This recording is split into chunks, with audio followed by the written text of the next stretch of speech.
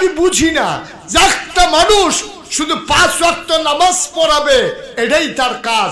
আমার যারা এখানে ইমাম সাহেব ভাইয়েরা আছেন, একটু চিন্তা করেন, 5 ওয়াক্ত নামাজ পড়ানো এইটাই একজনের কাজ হইতে পারে না। আপনি পড়ান, আরেকটারা পড়ে, এর দূরে তো পার্থক্য। আপনি মসজিদের জায়গাটা ফত্তর নেন, নিয়ে এসে ওটা ফপ্পা গাছ লাগান, গাতাটার ভিতরে করা মাছ হালান, আপনি একটা আতর সুরমা কাজরাইন না, তারপরে করা টুফি রেখা আপনি হুজরাটার ভিতরে বেছেন। আপনি যদি বেতন পান 10,000, মাইদে দিয়া যদি ফপ্পাটি বেচা পান 2,500, টুফি টাফি বেচা যদি আরো 2,500 পান, 15,000 টাকা কি তিতা লাগে কেউ গেছে? তা আপনি হুদুদি বইয়া বইয়া খাইবেন, কখনো ফজর কখনো জুহর, মাইদের টাইমটা কামটা কিতা, কামটা কিতা মাইদের টাইমটা। আমরা ইমাম সাহেব হুজুররা কাম কি কর, কখনো ফজর আর কখনো জুহর, কই জুহর কই আসর, কুদ্দুরা কুদ্দুরা করে আগাইলে কত সুন্দর করে আগান যায়।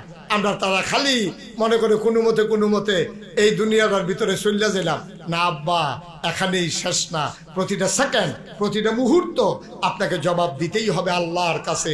আপনি একটু সময় নিয়ে পড়ান, আপনি কোনো ফপ্পা গাছ লাগান, আপনি কুদ্দুরা ফহিরটার ভিতরে কোনো মাছ হালাই রাখেন, আপনি কোনো টুফি আন্না বেছেন, ফাইকারি আন্না খুচরা বেছেন, কুদ্দুর লাভ হইলে সমস্যা কি? টেহারি থাকলে তো আপনার থাকবে, রয়েছে কিন্তু না।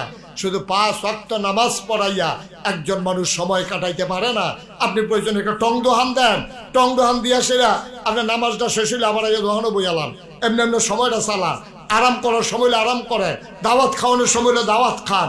এইভাবে ইসলামটাকে এগিয়ে নিয়ে যাওয়া এটাই আমাদের দায়িত্ব, ঠিক কিনা বলেন? কতখানা ঠিক কিনা? আর এই দায়িত্ব পালন করতে গিয়া দেখা গেছে কারো হুঁশ নাই। আহা আহা, আপনি চিন্তা করে দেখছেন, আপনি খেয়াল করে দেখেছেন, শুধু আল্লাহর জমিনে আল্লাহর দ্বীন কায়েম হোক এটা চাওয়ার কারণে যেই মানুষগুলোর দাম্পত্য জীবন পারিবারিক জীবন বলতে কোনো কিছু আর রইল না, তার জীবনটা আপনি একটু চিন্তা করে দেখেন, আপনার সাথে তার পার্থক্য কত। সেও জান্নাতে যাবে, আপনিও জান্নাতে চলে যাবেন। এত সহজ জান্নাত, এত সহজ জান্নাত। আপনাকে পরীক্ষা না নিয়া আপনাকে ছেড়ে দেবে আর আপনার জান্নাতে চলে যাবেন, এই আশায় দোহান ভাই খাইতে আছে। এখন আপনারা বলেন, আমরা বাংলাদেশের মানুষ, আমরা কিন্তু আরবি বুঝি না। তো একবারও যে হজ করতে গেছে, তাই বেটারে জিজ্ঞেসে, ভাইসা হ্যাঁ নবিলে সব খালি আরবিতে কথা কয়? কহ সব আরবি, খালি 2টা জিনিস বাংলা পাইছি। সব হ্যাঁ আরবি। কয় কোনটা কোনটা বাংলা পাইছে? কয় আজানটা দেখলাম আমরার মতো, আর সূরা ফাতিহাটা। এই 2টা ছাড়া হুদা আরবি আর আরবি, বিড়িও আরবিতে কয়। কয় এই কারবার হ্যাঁ ন, খালি 2টা পাইছি আমরা, আজানটা আমরারটার মতো, আর আমরা যে আলহামদুলিল্লাহ পড়ি এইটাও দেখছি আমরারটার মতো হয়, আর বাহি সব আরবি।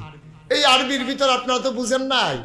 আমরা কিন্তু লা ইলাহা ইল্লাল্লাহ করে কঠিন একটু ওয়াজ করি আজকে, বুঝাইয়া কমু। আমি বুঝানোর ভিতরে খারাপটা ভালো।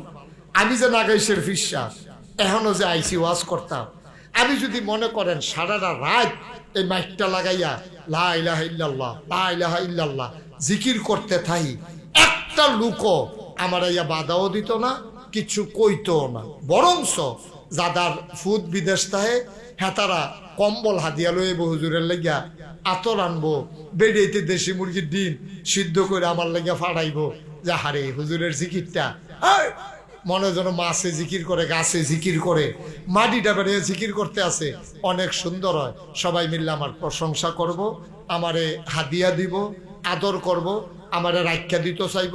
কিন্তু যেই মাত্র নবীজি কইছে লা ইলাহা ইল্লাল্লাহ, তা আমি জিকির করি লা ইলাহা ইল্লাল্লাহ, নাগাইশের ফিসাবের তো মর্যাদা।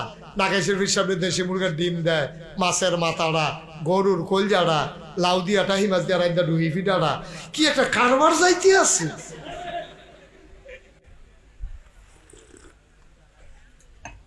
নাগাইশের ফিসাবে জিকির করলে সকলে মিল্লা প্রশংসা করে।